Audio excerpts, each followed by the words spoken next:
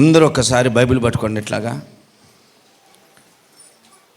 పఠింప శ్రేష్ఠ గ్రంథం బైబిల్, పఠింప శ్రేష్ఠ గ్రంథం బైబిల్, అనుదినం పఠించిన ప్రేమతోడ నడుపును పఠింప శ్రేష్ఠ గ్రంథం బైబిల్.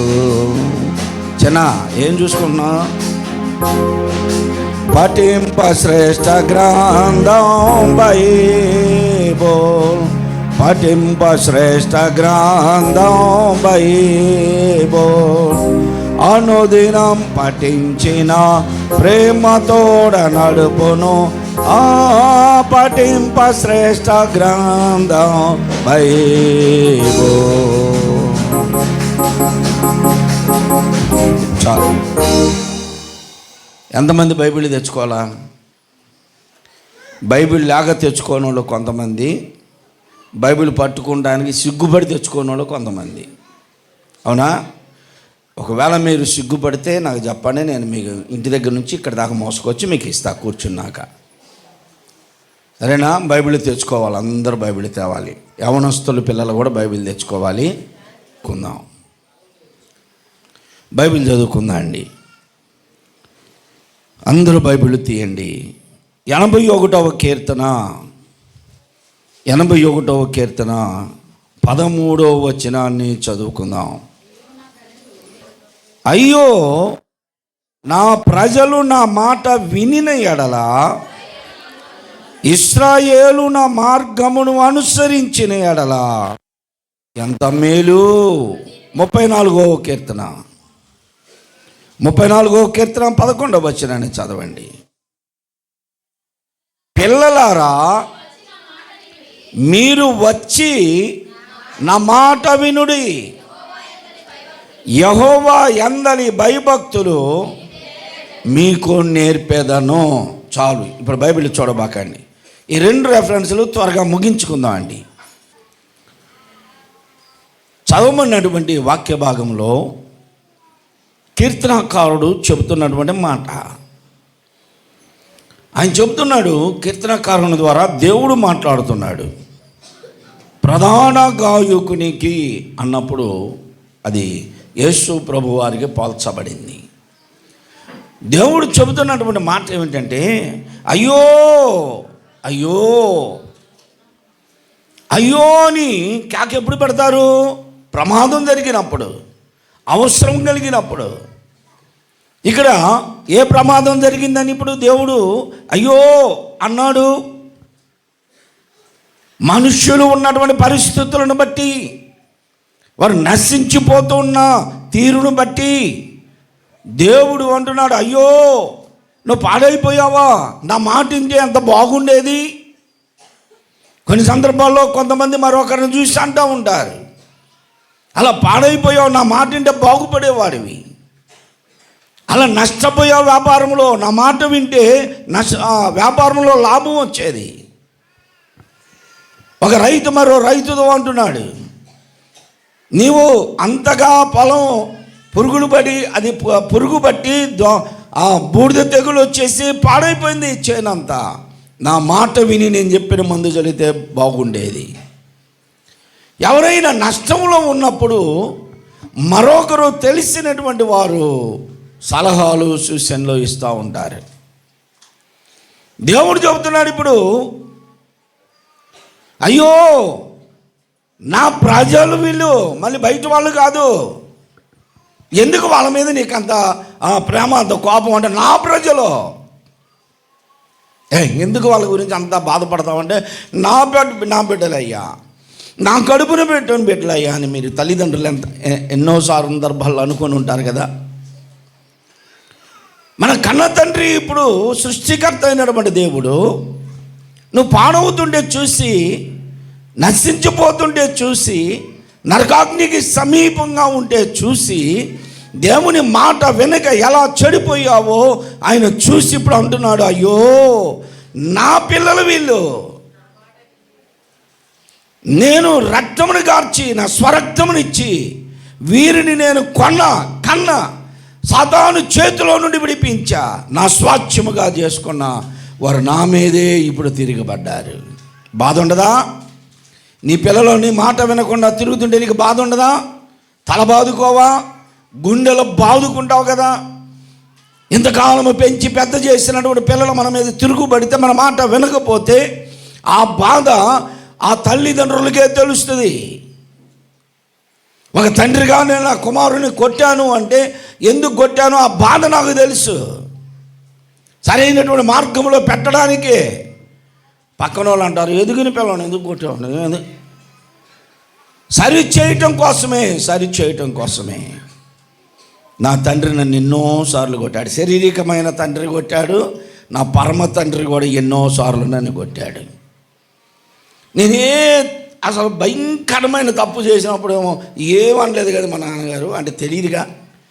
అసలు ఊరుక ఆ టేబుల్ రికార్డు కాడ ఉండి సినిమా స్టోరీ వింటున్నందుకు కొట్టాడు. ఇప్పుడు పిల్లల్ని ఎవరు నన్ను కొడితే ఎదురు తిరుగుతారు. నువ్వు మేషం వస్తున్నప్పుడు అయినా నేను లోబడ్డాను. ఎన్నో సందర్భాల్లో 10 మంది ముందే నన్ను గద్దించేవాడు, హెచ్చరించేవాడు, అవసరమైతే సిగ్గు తీసేవాడు. నేను ఓర్చుకున్నాను. కారణం ఏంటంటే నన్ను బాగు చేయటం కోసమే నా మీద అలాగా కోపడ్డాడు.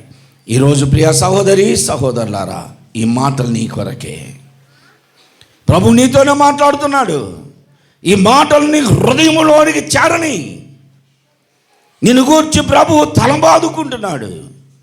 అయ్యో, నా పిల్లలు నా మాట విని ఎడలా ఎంత మేలు. ఎవరికి మేలు? వారికే మేలు. దేవుని మాట వింటే నీకే మేలు. కారణం ఏమిటి?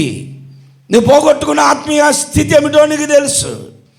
నువ్వు జారిపోయి ఆ జారుడు స్థలంలో ఉన్న సంగతి నీకు తెలుసు.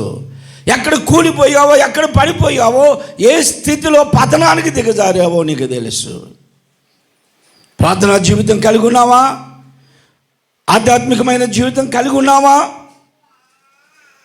అలాంటి స్థితిలో ఉంటే నువ్వు పడిపోవాలా? నీకు కాదు ఈ మాట. పడిపోయిన స్థితిలో ఉన్నవారు, జారిపోయిన స్థితిలో ఉన్నారు, వేషధారులుగా బ్రతుకుతున్నారు, నామకార్థపు జీవితాల్లో బ్రతుకుతున్నారు. లోకమంతా జీవితంలోనే ఉన్నది. దేవుని మాట లేని బ్రతుకుతున్న సహోదరి సహోదరుడా, వేషధారణ జీవితాన్ని విడిచిపెడదాం. ఆచార ప్రకారంగా ఆరాధించడం వదిలిపెట్టేద్దాం. దేవుని సన్నిధానంలో దేవుని కొరకు బ్రతుకుదాం. సృష్టికర్త అయిన దేవుడు తన యొక్క బాధ, శ్రమ, దేవునికి స్తోత్రం చెప్పండి.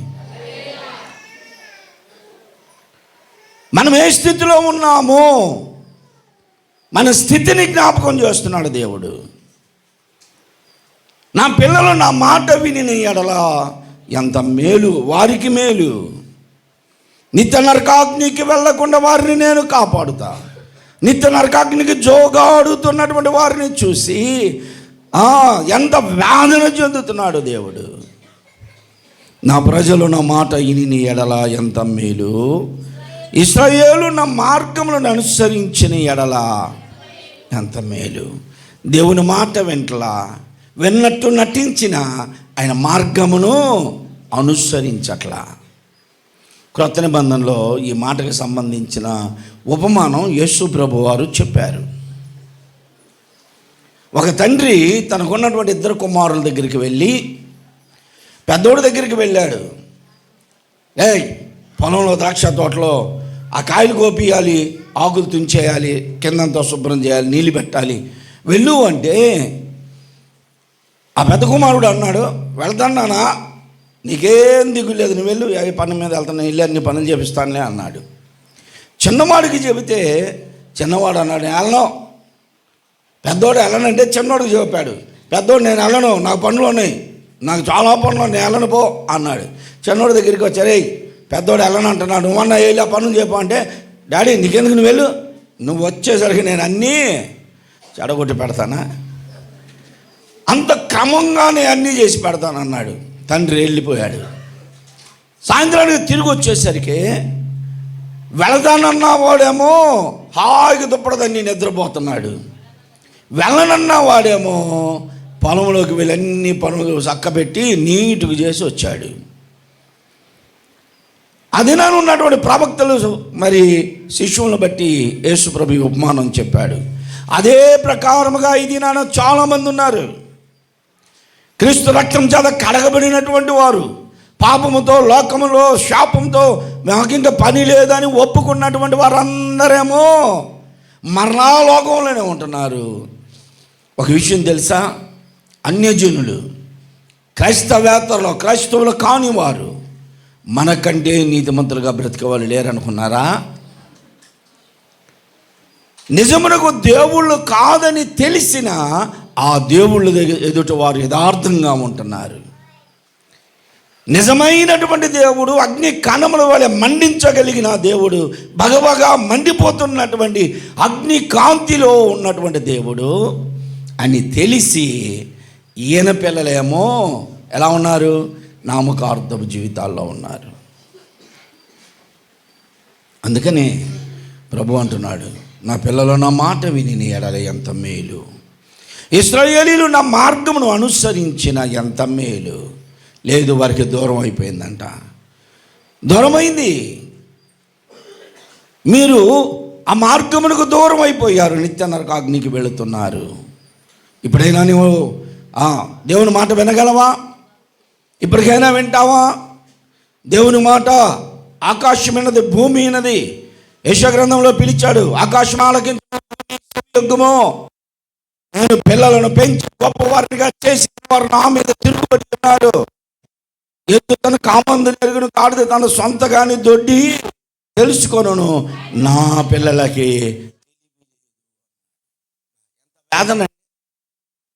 వేదంతో చెప్పాడు తెలుసా మాట. ఆకాశాన్ని పిలిస్తే వచ్చింది.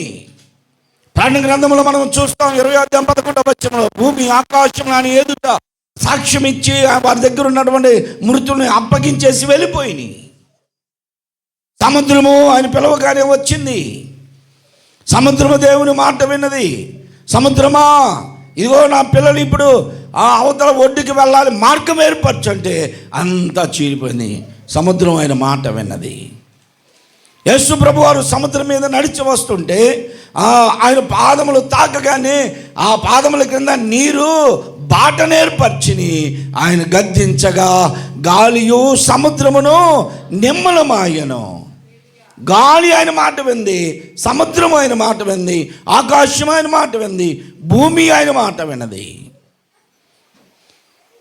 అలాగనే మనం చూస్తే ఇశ్రాయేలీల కాలంలో దైవజనుడు మోషే గారు ఎన్ని అద్భుతాలు చేశాడు. అక్కడ వడగండ్లు కురిపించాడు, కీటకములు రప్పించాడు, మిడతలను రప్పించాడు, కప్పలను రప్పించాడు, పేలు రప్పించాడు. ఇవన్నీ దేవుని మాట విన్నాయా? వినలేదా? నా దాసుడు మోషే పిలిచినాడు వెళ్ళు అంటే అన్నీ విన్నాయి. కానీ దినాన మనుష్యుడు వింటలేదు. అగ్ని కూడా ఆయన మాట విన్నది. షడ్రకు మేషకు అబేద్నెగోను నీ మధ్యలోనికి వస్తున్నారు. అగ్ని వారి వస్త్రములను సైతము నీవు కమురు వాసన వచ్చినట్టు చేసినా సరే నీ అంతు తేలుస్తానన్నాడు. అగ్ని దేవుని మాట విన్నది. షడ్రకు మేషకు అబేద్నెగోను అగ్ని వాసనైనా రాని లేదంట. అగ్ని దేవుని మాట విన్నది. క్రూర జంతువులు ఏది చెప్పండి? భయంకరమైన జంతువు ఏది? సింహం దేవుని మాట విన్నదా? వినలేదా? దానియేలు వస్తున్నాడు నీ మధ్యలోనికి, నోరు తెరిస్తే బాగదంటే నోరు మూసుకొనే ఉన్నాయి. ఆయన చుట్టూ చేరిని. దావీదుకు బలమునిచ్చాడు, చీల్చివేశాడు. సంసోనుకు బలమునిచ్చాడు, చీల్చివేశాడు. జంతువులు, క్రూర జంతువులు సైతము దేవుని మాట విన్నాయి. కానీ మనుష్యుడు దేవుని మాట వింటలేదంట. అందుకని దేవుడు వేదంతో మాట్లాడుతున్నాడు. నా పిల్లలు నా మాట విని ఎడల ఎంత మేలు అన్నాడు. అయితే వీళ్ళు ఏమంటున్నారు తెలుసా? పిలిస్తే ఇర్మియా గ్రంథంలో చూడండి. ఇర్మియా గ్రంథం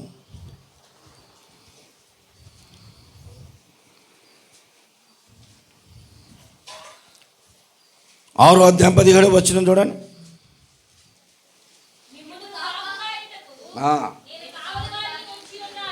మిమ్మును కాపు కాయుటకు కావలి వారిని ఉంచి ఉన్నాను, ఆలకించుడి, వారు చేయు బూరధ్వని వినండి.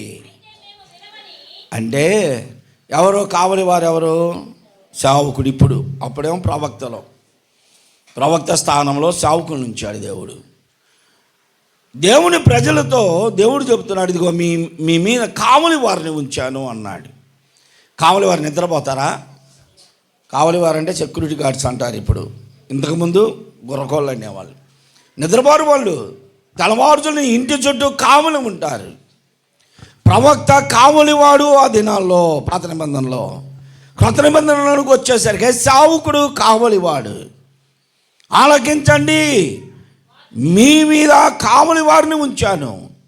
మీకే ఆపద వచ్చినా ప్రార్థించడానికి, మీకే అవసరత వచ్చినా ప్రార్థించడానికి, మీకు ఏ ఆపదలో అవసరతలో ఏ ప్రమాదములో అనారోగ్యములో ఉన్నారో దాని కొరకు ప్రార్థించడానికి కావలి వారిగా సేవకులను ఉంచాను. వారు చేయు బూరధ్వని వినండి. ఏమిటి ఆ బూరధ్వని అంటే? ఇది ఇదే మైకే. వారు చేయు బూరధ్వని వినండి. ఎప్పుడు చేస్తారు? ప్రార్థన బిగిన్ చేసే సమయంలో, సహోదరులారా ఆరాధన బిగిన్ చేస్తున్నాం రండి అని చెబుతున్నామా లేదా? బూరధ్వని కాదా? రండి సువార్త సునాదముతో, రంజిల్లు సిలువని నాదముతో, తంబుర సితారనాదముతో, ప్రభు యేసు దయానిధి సన్నిధికి, ప్రభు యేసు దయానిధి సన్నిధికి. ఈ పిలిపేంటి? మిమ్మల్ని ఆహ్వానించడం కాదా? రండి స్వార్థ సునాదముతో తండ్రిని ఆరాధించుదాం, ఆయనని సేవించుదాం అని పిలుస్తున్న పిలిపిది. వారు చేయు బూరధ్వని వినండి అంటే ఏమన్నారంట ఇశ్రాయేలీలు? దేవుడు చెప్తున్నాడు, రండి రండి రండి, ఇదిగో మీ మీద ఉంచిన కావలి వారు చేసే బూరధ్వని వినండి. అంటే వీళ్ళు నిర్లక్ష్యంగా మేము వినం. ఏంటంట? ఇప్పుడేం చెప్పు, మేము వినం అని అంటే దేవునికి ఎంత కోపం వస్తుందో తెలుసా? ఇప్పుడు దేవునికి కోపం వచ్చి అంటున్నాడు, అన్యజనులారా వినండి, సంగమా వారికి జరిగిన దానిని తెలుసుకోండి.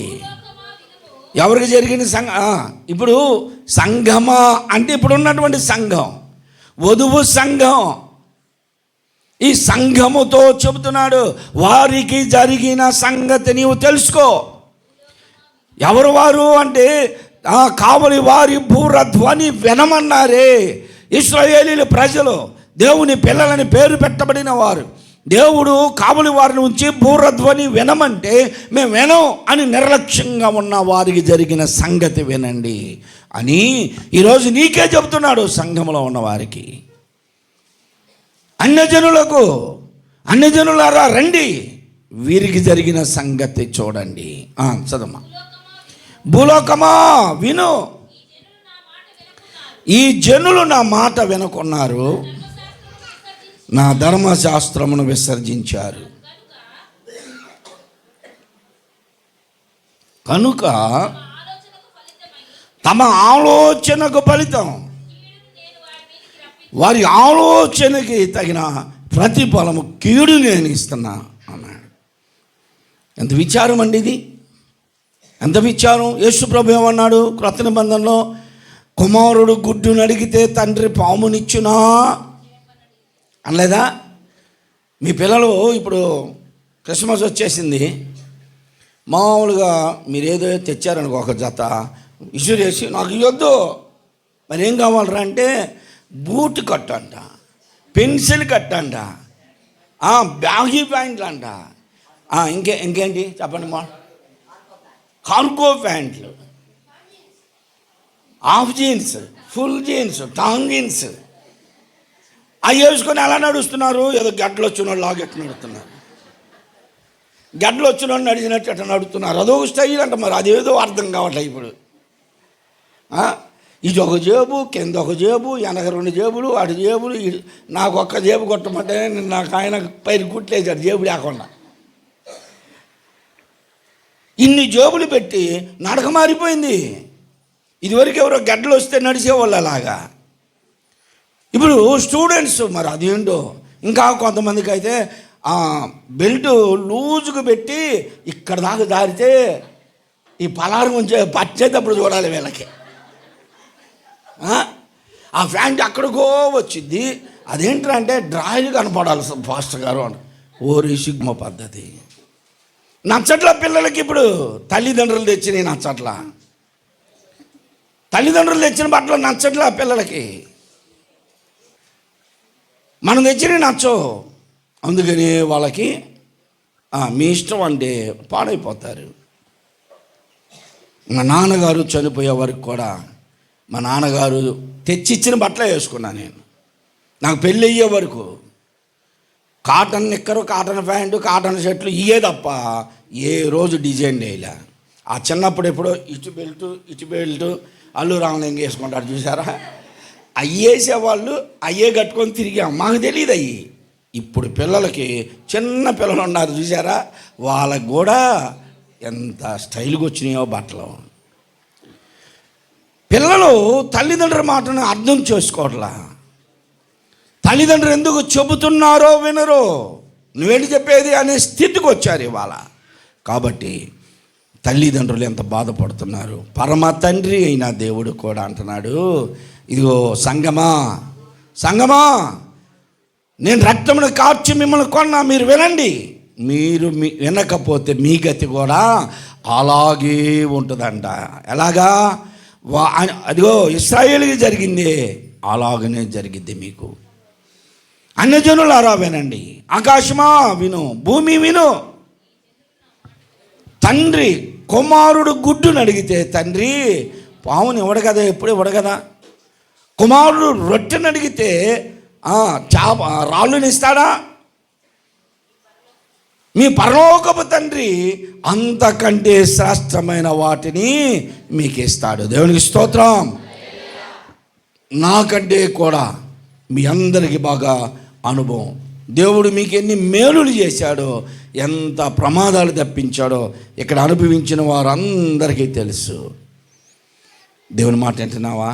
నీ మాట వింటున్నాడు ఆయన, నీ మాట వింటున్నాడు. ఏమన్నాడు తెలుసా? నేను దూరము నుండి వినే దేవుడును మాత్రమే కాదు, సమీపమున ఉండి ఆలకించేవాడిని అన్నాడు. నువ్వు ప్రార్థన బిగిన్ చేయిస్తేనే ఆయన చెవుని నోటికాడ పెట్టి వింటూ ఉంటాడు. దేవునికి స్తోత్రం. ఆయన చెవి దగ్గర నువ్వు మాట్లాడుతున్నావు, జాగ్రత్త. నీ మాటలు చాలా జాగ్రత్తగా ఉండాలి. వింటున్న దేవుడు ఆయన, నీ మాటలు వినే దేవుడు. నీవు చేసిన ప్రార్థనను సమస్తమును నెరవేరుస్తున్నాడు. మరి ఆయన మాట ఎందుకు వినవను? వినవా? వినకపోతే ఇదిగో తన ప్రజలకు జరిగినట్లుగా నీకు కూడా చేస్తానంటున్నాడు. ఏం చేశాడు తన ప్రజలకంటే? ఇదిగో యెషయా గ్రంథం 5వ అధ్యాయంలో చెప్పాడు, ఆయనకి ఇష్టమైన ద్రాక్షావనమైన ప్రజలు ఇశ్రాయేలీలే. ఏం చేశాడు అంటే ఆ తోటను మేసి వేసేటట్లుగా చుట్టూ ఉన్న కంచెను తీసివేశాడు, బురుజును కొట్టేశాడు, తొట్టిని దొర్లించేశాడు. ఎంత రాళ్లతో తుప్పలతో పెరిగేటట్లు చేశాడు. నీ జీవితం అలా కాకముందే దేవుడు పిలుస్తున్నాడు, రా ప్రియ సహోదరి సహోదరుడా. దేవుడు పిలుస్తున్నాడు. అదే విషయాన్ని మనం చదువుకున్నాం 34వ అధ్యాయం 11వ వచనంలో. ఇప్పుడు అంటున్నాడు, పిల్లలారా మీరు వచ్చి నా మాట వినండి, నా మాట వినండి. పిల్లలారా మీరు వచ్చి నా మాట వినండి, రండి నా మాట వినండి అంటున్నాడు. వింటావా? ఇప్పటికైనా, ఇప్పటిదాకా ఎదురు తిరిగామేమో తండ్రికి, పరమ తండ్రి మాటను నిర్లక్ష్యం చేసావేమో. ఇప్పుడైనా రా.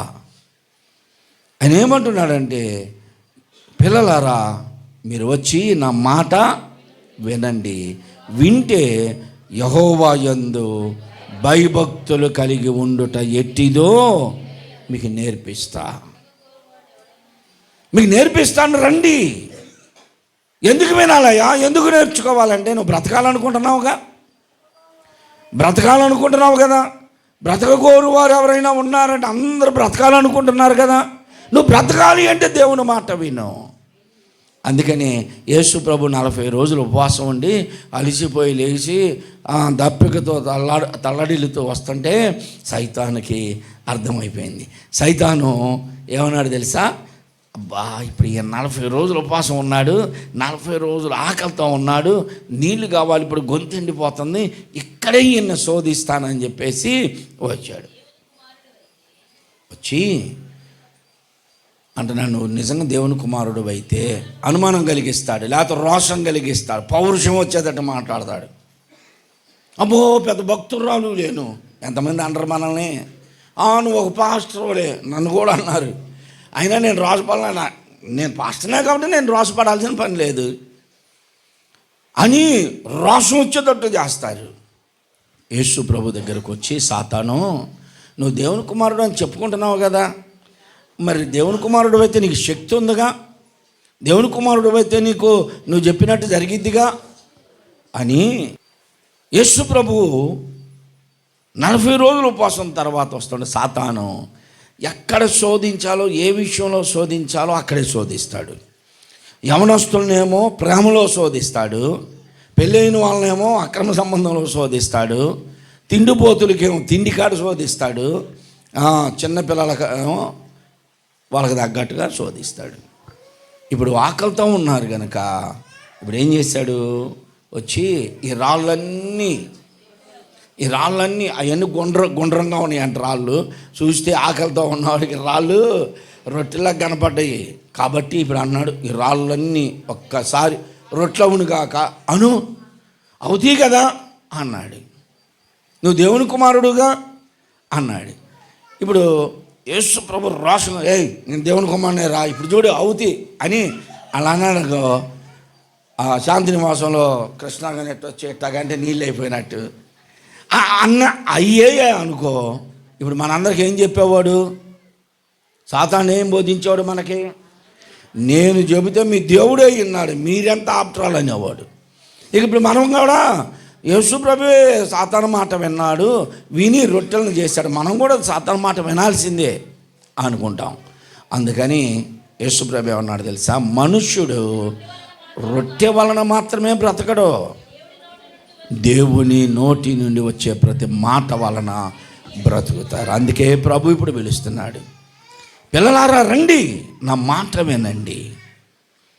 ఆ మాట మనకి శక్తివంతమైనది. దేవుని మాట శక్తివంతమైనది, మనల్ని దినదినము బ్రతికించేది. ఇంతకుముందు పాడేవాళ్ళు ఒక పాట, మర్చిపోయారు ఏమో కానీ నేనే మర్చిపోయా. నీ మాట సంపూర్ణ స్వచ్ఛత గలది, అది నీ దేవునికి ప్రియమైనది. ఎంత ఉద్యమం అన్నమాట. దేవుని మాట శక్తివంతమైంది.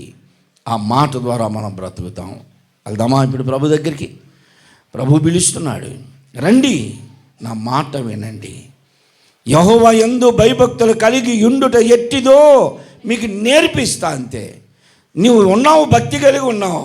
ఎప్పుడు భక్తి కలిగి ఉంటావంటే ఆపద వచ్చినప్పుడు, శ్రమ వచ్చినప్పుడు మాత్రమే ప్రభు ప్రభు ప్రభు ఒకసారి అంటావు, తర్వాత భక్తి పోతుంది. నీ అవసరం వచ్చినప్పుడే ప్రభు నాకు ఇదే అంటావు, తర్వాత మరలా ఉండదు. అలా కాదు.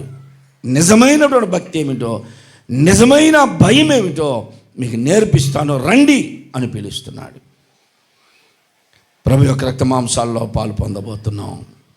ప్రభు రక్తం చేత కడగబడినటువంటి నీవు ఈ సంవత్సరం అంతా ఎన్నిసార్లు ప్రార్థన చేశావు?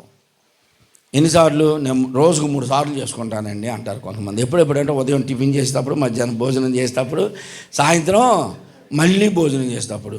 అసలు ఆ భోజనం దగ్గర కూడా ప్రార్థన చేయని వాళ్ళు చాలామంది ఉన్నారు తెలుసా. రావటం, లాక్కోవడం, వాయేయటం. భోజనం దగ్గర కూడా ప్రార్థన చేసేవాళ్ళు లేరు. ఒకవేళ చేస్తే నామకార్థంగా చేసి ఉండొచ్చు. నువ్వు ఎప్పుడు ఆ మనసు దగ్గర కూర్చొని, బాబా ఈ పొగలంత కాపాడేవయ్యా, ఈ రాత్రిని బంగారు దూతలు నా చుట్టూ పెట్టయ్యా, అంతేనా ప్రశాంత్ గారు? ఆ గోడకాడ కూర్చోవడం, అంతా చూసి అన్నయ్య గారి కంపెనీ అంతా చూసి లోపలికి వెళ్ళినాక ఈయన మనం చేసేయి. ఎప్పుడైనా మోకరించి ఒక అరగంట ప్రార్థన చేసావా? నా మోకాలు బాగాలేదండి, లేకపోతేనా అసలు నా ఏ రక్తం ఎట్టుండేది చూపించాడంట. బాగాలేకపోతే నువ్వు కూర్చొని ప్రార్థన చేయి, కూర్చొని ప్రార్థన చేయి, మోకరించు. నువ్వు ప్రార్థన అంటే నీ భర్త ముందు స్త్రీ, భార్య ముందు భర్త, తల్లిదండ్రులు పిల్లల ముందు, పిల్లలు తల్లిదండ్రుల ముందు మోకరించి ప్రార్థన చేస్తే నీవు వీళ్ళకి సాక్షార్థంగా ఉంటావు. దేవుడు నీ ప్రార్థన ఆలకిస్తాడు. నీ ప్రార్థనే లేదు, సిగ్గుపడి కొంతమంది ఇక నడుపుతుంటారు ఎందుకు. అది కాదు, సిగ్గుపడనక్కర్లేని ప్రార్థన చేయాలి. పాట పాడతారుగా, నీ ముఖము మనోహరము, నీ స్వరము మాధుర్యము, నీ పాదాలు అపరంజిమై. ఎంతగా మనం ముఖం చూపించుకోవాలనుకుంటామో, బయటికి వెళ్తే మన ముఖ కవలికలు అందరికి కనపడాలనుకుంటామో, ఇక్కడ ఎందుకు నువ్వు దాచుకుంటావు? దేవుడు ఏమంటున్నాడు, ప్రాణేశ్వరి నీ ముసుగు గుండా నీ కణతలు దానిమ ఫలముల వలె, విచ్చిన దానిమ ఫలముల వలె ఉన్నాయి అన్నాడు. నీ చెక్కిళ్ళు, నీ పెదవులు, ప్రభు ప్రతిదీ వర్ణించాడు. సిగ్గుపడి ముసుగేసుకొని చేయటం కాదు, బహిరంగంగా ప్రభుని అడుగుదాం. అందరూ తలలు వంచండి, కళ్ళు మూసుకోండి. అందరూ తలలు వంచండి, కళ్ళు మూసుకోండి. ప్రార్థనలోనికి వెళదాం. నా పిల్లలారా అంటున్నాడు ప్రభు, నా పిల్లలు నా మాట వినిన ఎడల ఎంత మేలు అన్నాడు. నువ్వు వినటం లేదు, నీ కొరకే ప్రభు వేదన చెందుతున్నాడు. ప్రియ సహోదరి సహోదరుడా, ఎంతకాలం నిర్లక్ష్య స్వభావంతో ఉంటావు సహోదరుడు? ఎంతకాలం అమ్మా నువ్వు నిర్లక్ష్య స్వభావంతో ఉండేది? ఈ సంవత్సరం అంతా ప్రారంభం నుండి చివరి దాకా అలాగనే ఉన్నావే. నిర్లక్ష్య స్వభావాలతో నీ జీవితం గడిచిపోయింది. నువ్వు రక్షించబడి ఇంతకాలమైంది, ఒక్కరోజైనా ఒప్పుకోలు ప్రార్థన చేశావా? ఒక్కరోజైనా ప్రభువుని మనస్సారా ఆరాధించావా? ప్రార్థనలో లోక సంబంధమైన ప్రార్థనలు గంటలు గంటలు చేస్తాం మనం. ఒప్పుకోలు ప్రార్థన కావాలి. ఒప్పుకోలు ప్రార్థన. దేవునికి ఎన్నో పర్యాయాలు ఎదురు తిరిగావు. నీ మాటల ద్వారా, నీ క్రియల ద్వారా ఎదురు తిరిగావు. నీ పనులు దేవుడికి యక్షాన్ని కలిగించాయి. నామకార్థంగా జీవించావు. ఇప్పటి వరకు సంవత్సరాంతంలోనికి వచ్చాం. సంవత్సరాంతంలోనికి మోకాల మీదకి రండి, అందరూ మోకరించాలి. అందరూ మోకరించండి, అందరూ మోకరించాలి. కళ్ళు మూసుకో, అందరూ మోకరించి కళ్ళు మూసుకోండి. హృదయపూర్వకంగా ఒక్కసారి మంచిది కాదు. ఎన్నో చూడరాని దృశ్యాలు చూసావు, మాట్లాడకూడని మాటలు ఎన్నో మాట్లాడావు, ఎన్నో పర్యాయాలు చేయకూడని పనులు చేశావు, ఎన్నో ఆ చెడు తలంపులు, ఉద్దేశాలు, ఊహలు, సమస్తంలో బలహీనతలు ఉన్నాయి. ఒప్పుకో, సిగ్గుపడద్దు. నీ బలహీనతలు ఒప్పుకో. మన పాపను మనం ఒప్పుకొని నీ ఎడల ఆయన నమ్మదగిన వాడు ఆయన. మన బలహీనతను క్షమించడానికి సంసిద్ధంగా ఉన్నాడు ఆయన. రక్త మాంసాల్లో పాలు పొందబోతున్నాం. ప్రభు రక్త మాంసాల్లో పాలు పొందబోతున్నాం. మనమే ప్రభుకు సమర్పించుకుందాం. మనమే ప్రభుకు సమర్పించుకుందాం. ప్రభు నా నామకార్థపు జీవితాన్ని విడిచిపెడుతున్నానయ్యా, వేషధారణ జీవితాన్ని విడిచిపెడుతున్నానయ్యా. నీ బిడ్డగా నేను మార్చబడ్డా, కానీ నీతో ఒక్కరోజు కూడా పరిపూర్ణముగా సంపూర్ణముగా మాట్లాడలేకపోయానయ్యా. ఒప్పుకోలు ప్రార్థన చేయలేకపోయానయ్యా. ప్రజలను చూసి భయపడ్డాను, ప్రజలకు వేల్చాను, ప్రజల ఎదుట నీతిమంతురాలుగా నీతిమంతుడుగా అగపడగోరాను. నా జీవితాన్ని దాచుకున్నాను. సమస్తం ఎరిగిన తండ్రివి కనుక నన్ను పరిశీలించే దేవుడివి, నా చేయి పట్టుకొని నడిపించయ్యా. ప్రార్థన చేయి, హృదయపూర్వకంగా ప్రార్థన చేయండి. ఒక్కొక్కరుగా ప్రార్థన చేయడానికి సమయం లేదు. అందరూ నోరు తెరవని హృదయపూర్వకంగా ప్రార్థన చేస్తేనే అందులో పాలు పొందు. ప్రభు యొక్క రక్త మాంసాలు సమస్యగా తీసుకోవద్దు. ఎవడైనాను ఇది క్రీస్తు శరీరము రక్త మాంసాలని వివేచించక తిని త్రాగువారు శాపగ్రస్తులు అంటున్నాడు. మనం శాపగ్రస్తులం అవడానికి కాదు, శాపగ్రస్తులం అవడానికి కాదు, ప్రభు యొక్క రక్త మాంసాల్లో పాలు పొందుతున్నాం. బయట కుర్చీల్లో కూర్చున్న వారంతా మోకరించగలిగితే మోకరించండి, లేకపోతే లేచి నిలబడండి. లేచి నిలబడండి, ప్రభు మాటకు మనము విలువిద్దాం. లేచి నిలబడండి, ప్రభు యొక్క సన్నిధానంలో ఉన్నాం. ప్రభువుకి మనము వినయ విధేయతలతో దేవుని ఆరాధించుదాం, ప్రార్థన చేద్దాం. ప్రభువా, ఈ దినాన మమ్మల్ని కనికరించయ్యా, నీ కంటి చూపు మా మీద ఉంచయ్యా, నిరంతరము మీ దృష్టిలో మేము ఉండినట్లు చేయయ్యా. నీ మాట వింటామయ్యా, నిజమైన భక్తి ఏమిటో, నిజమైన భయం ఏమిటో తెలుసుకుంటామయ్యా. అయ్యా, లేకపోతే ఇశ్రాయేలీయులు ఏ రీతిగా నశించిపోయారు ఆ రీతిగా నశింప చేస్తానంటున్నావు కదా. వద్దయ్యా, వద్దయ్యా అని ప్రార్థన చేయండి, ప్రార్థన చేయండి, ప్రార్థన చేయండి. బిగ్గరగా ప్రార్థన చేయండి, బిగ్గరగా ప్రార్థన చేయండి. ఎవరు మౌనంగా ఉండవద్దు. ప్రభు యొక్క రక్త మాంసాల్లో పాలు పొందుతున్నాం మనం. ఎవరు మౌనంగా ఉండవద్దు. స్తోత్రం, స్తోత్రం, స్తోత్రం.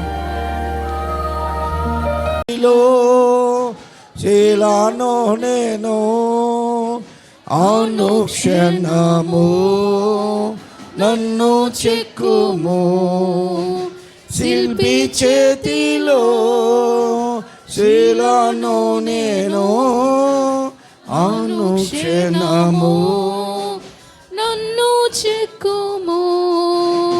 ఘోర పాపిని నేను తండ్రి,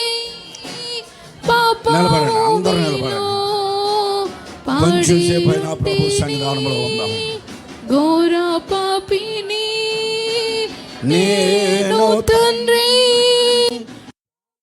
భూమిలో పాడి ఉంటిని, లేవనెత్తుము, శుద్ధి చేయుము, పొందనిము నీదు ప్రేమను, లేవనెత్తుము,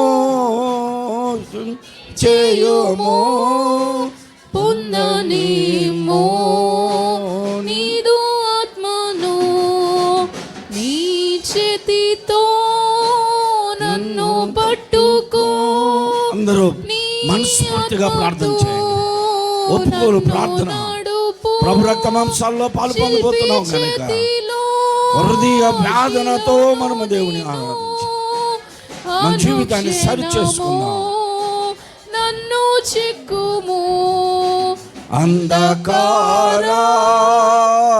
అంధకారలోయలోనా సంచరించిన భయము లేదు, అంధకారలోయలోనా సంచరించిన భయము లేదు.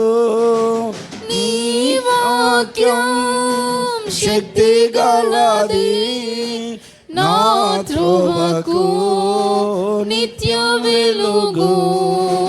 నీ వాక్యం శక్తి గలది, శక్తివంతమైన త్రోవకు నీ వాక్యము మా పాదములకు దీపము, మా త్రోవలకు వెలుగై ఉన్నదని కీర్తనకారుడు చెప్పిన రీతిగా మనము కూడా ఆయన మాటలు విందాం.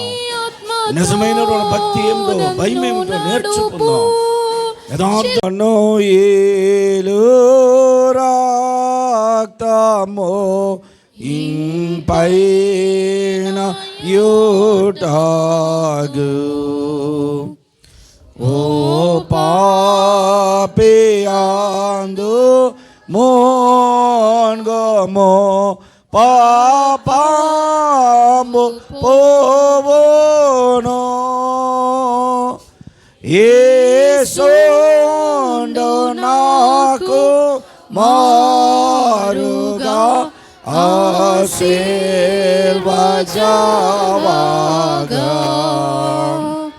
శ్రీ యేసు రక్త మేప్పుడు శ్రావించు నాకుగా. మోంగి దొంగయు ఆశుద్ధుడాయేను,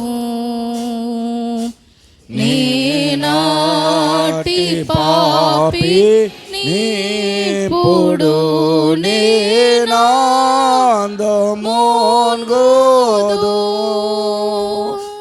యేసుండు నాకు మారుగా సిల్వ జావగా శ్రీ యేసు రక్త మేప్పుడు శ్రావించు నాకుగా. అందరం కలిసి పరలోక ప్రార్థన చేద్దాం. పరలోకమందున్న మా తండ్రి, మీ నామము పరిశుద్ధపరచబడునుగాక, నీ రాజ్యము వచ్చునుగాక, నీ చిత్తము పరలోకమందు నెరవేరుచున్నట్లు భూమి అందును నెరవేరునుగాక. మా అనుదినాహారము నేడు మాకు దయచేయము, మా రుణస్తులను మేము క్షమించిన ప్రకారము మా రుణములను క్షమించుము, మమ్మల్ని శోధనలోకి తేక దుష్టు నుండి తప్పించుము. ఏలయనగా రాజ్యము బలము మహిమ నిరంతరము నీవైనావు తండ్రి. ఆమేన్. మన ప్రభువైన యేసుక్రీస్తు యొక్క కృప, తండ్రైన దేవుని యొక్క ప్రేమ, పరిశుద్ధాత్మ యొక్క అన్యోన్య సహవాసము ఆదరణ ఇప్పుడు ఎల్లప్పుడు కూడి ఉన్న మనకందరకు సదా తోడైననుగాక. ఆమేన్. ఆమేన్. ఆమేన్. ఆమేన్. ఒక్క నిమిషం నేను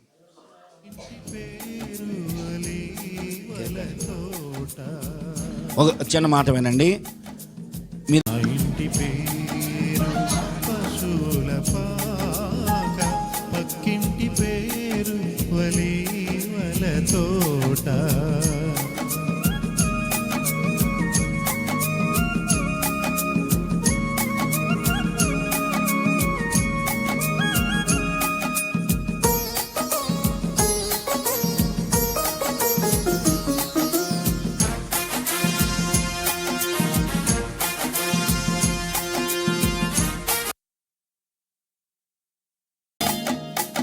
మా ఆత్మదేవుడు కల్వరి కొండలో సంపూర్ణ సమర్పణ చేసెను చూడు.